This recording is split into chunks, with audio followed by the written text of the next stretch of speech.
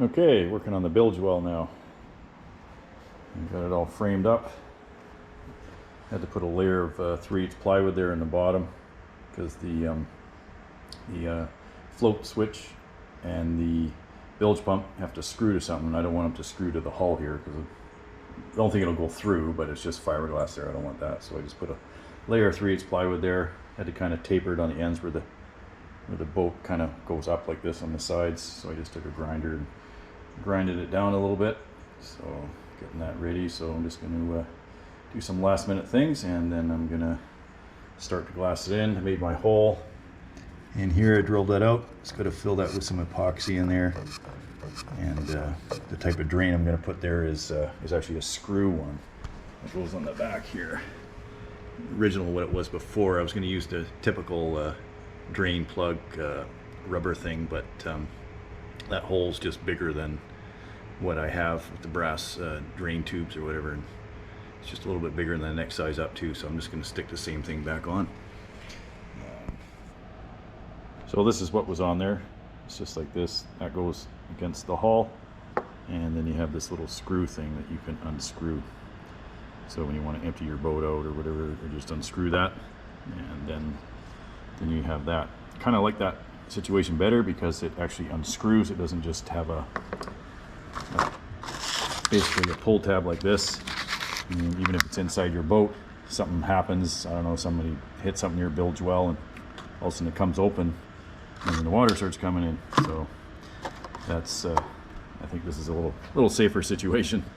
That's what was on the boat originally, and I've had to replace it once just because of unscrewing that all the time. Just with the screwdriver, just kind of wore it out. So I thought, oh, just put a new one in there cheap, like $10 or something. So this would go right. So that would fit right on like that.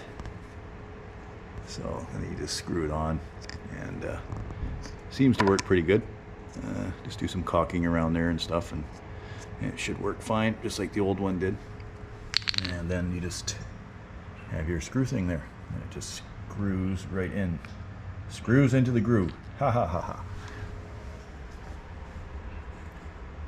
So getting closer. I'm getting a little impatient, but it's all good. So it took a while to get the bilge well with the proper levelness here, especially. So I'm gonna have to shim that stringer up a little bit, because you can see it's a little bit low compared to those ones, and it does line up good with the floor. So I'm getting closer. One thing about this this screw-in thing, what I do is the threads there is I give it a few wraps of Teflon tape. Just gives that a little extra seal. And now you just put it on every, I don't know, usually for the full season it's pretty good. For a couple wraps, just gives it an extra sealing power. So never had any problems, but also just kind of stiffens it up a little bit too, so it's sits in there a little more snug, a little more airtight, or watertight for sure. So just thought I'd share that. And I just want to clarify something, that the brand of the boat is Gru. That's not the name I gave the boat. That's the brand of it. The name of the boat is, in case anybody's wondering, is Fishin' Days. That's the name I came up with it when I first got it. So yeah, Fishing Days. So if you see me out there, say hello. Okay, I seem to have an issue with this bilge well. I think I made it a little bit too small. So I was hoping to mount the bilge pump there with this bracket. Just screw it right to there. But then I don't have room to spin these to get these out, because I wanted to make sure I had enough drain holes for everything. So if water got in here, stayed back here, I could open that one, same as back here, there, and then the stuff that's in the front. So it would have good ventilation. But I'm running out of room. So I know they have different types of these drains where it's just a brass lever here and not this big tab. So I might have to get some of those, or just make a lever for this just basically a piece of rod that's there, and you just unscrew it. So I got to look into that. Should have made this a bit bigger, a little bit longer and a little bit wider, but I guess I didn't account so much for this 2x material. I should have made it outside here again, but might be able to make a longer one of these maybe, but we'll have to see. Got to figure this out. Well, this is what I come up with. Ended up cutting the tabs off of those two there. So those are still on there. So I think I'm going to omit that switch. I think what I'm going to do is I'll just install this bilge pump I have now, because it's brand new. And they have bilge pumps that have built-in switches. So when it senses the water, they come on automatically. So I won't need this switch then.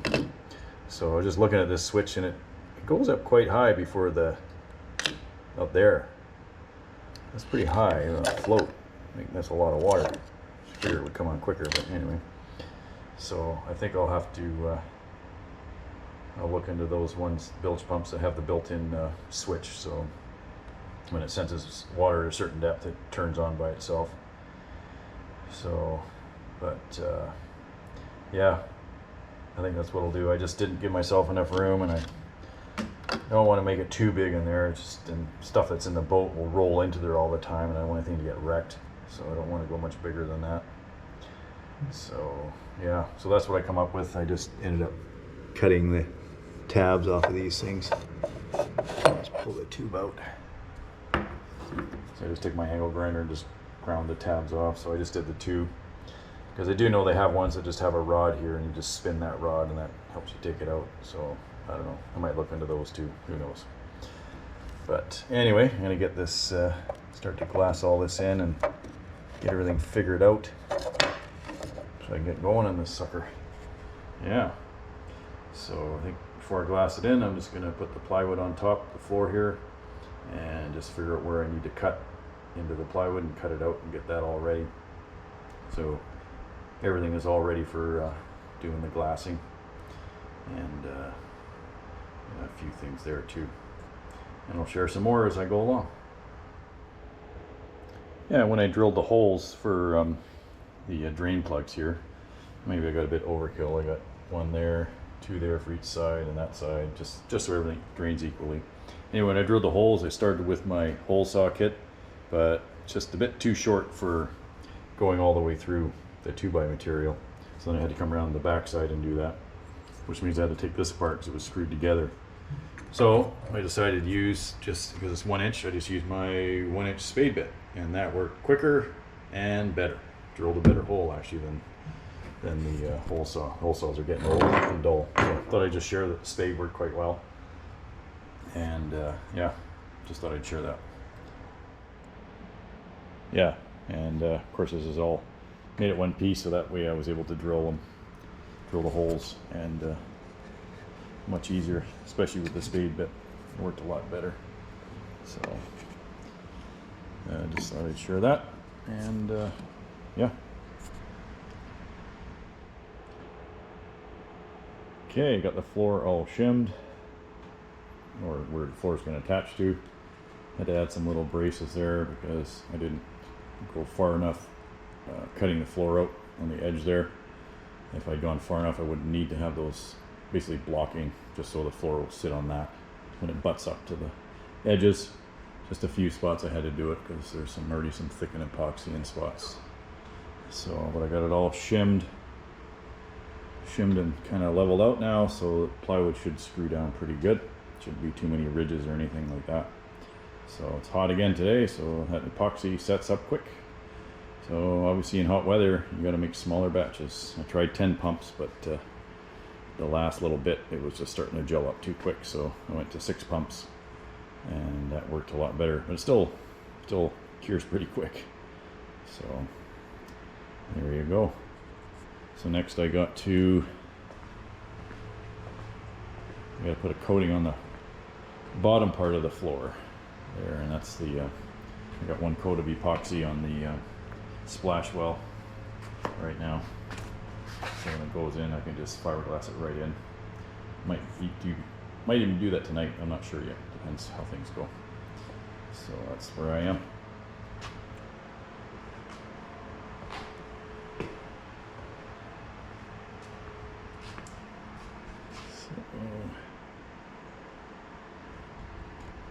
It's kind of an overview look here.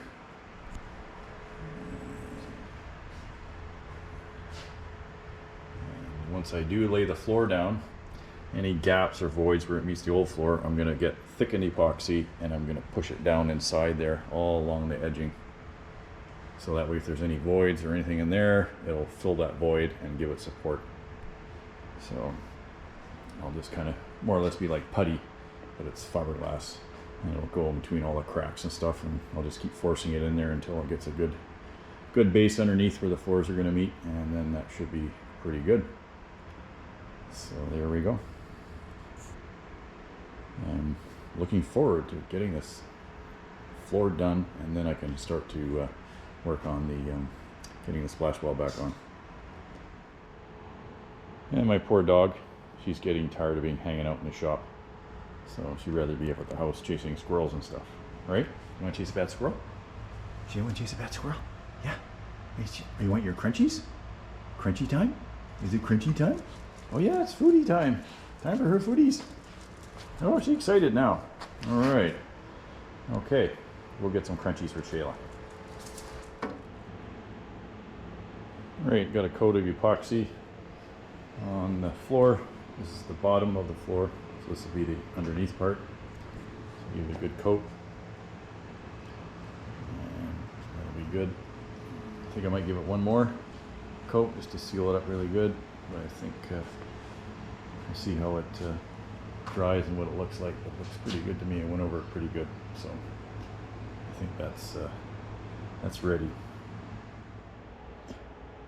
Okay, I got the bilge well all tabbed in and whatnot, and I used I got 4 drain ports.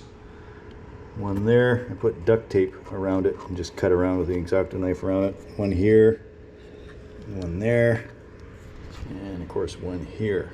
The reason I did that is just the design of it. So if water backs up in here, because boats usually face uphill, at least it'll be able to drain through there, and also in here for this side.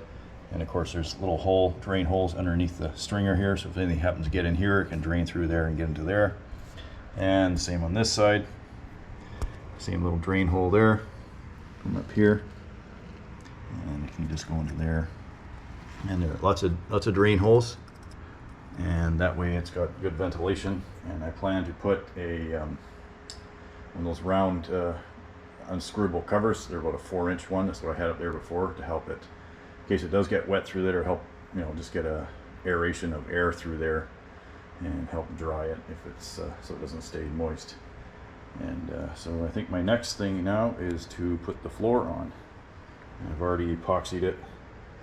The part of the floor, the bottom part of the floor, is going to go into here. It's been epoxied, a couple coats, and so with all these stringers, anything that's wood, I know I should have covered it with fiberglass, but 1708 just doesn't want to cooperate very well. So it's got like, oh man, 4 or 5 coats now of epoxy on anything that's exposed wood. So I think that's probably just as good as fiberglassing, maybe better, who knows. So probably some chopped strand mat would have worked good encasing those, but I thought, it's gonna have so many coats of resin on it, it's not gonna hurt. One thing I thought too when I was doing the bilge well is I thought it should have been, this stringer should have come all the way to here, and it should have been onto one side in between the stringers.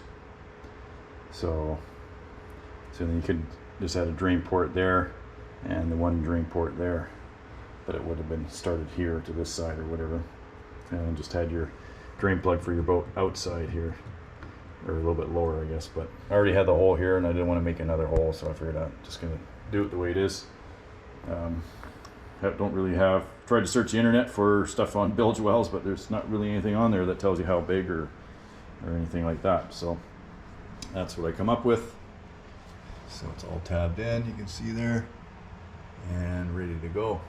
So I actually put some just some paper, this normal paper, and I stuffed the hole here full of paper, big gob of paper, and on this side I put the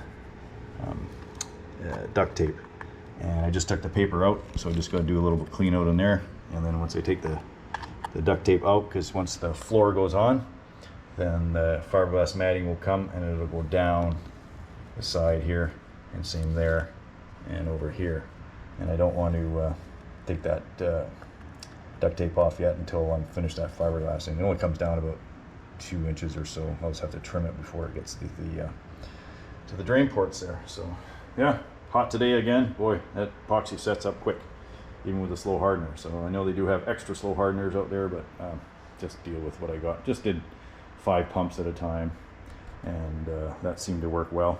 And you can tell when it was starting to set up because the bottom of the pot starts getting really hot. So anyway, that's where I am so far. Next will be to put the floor on.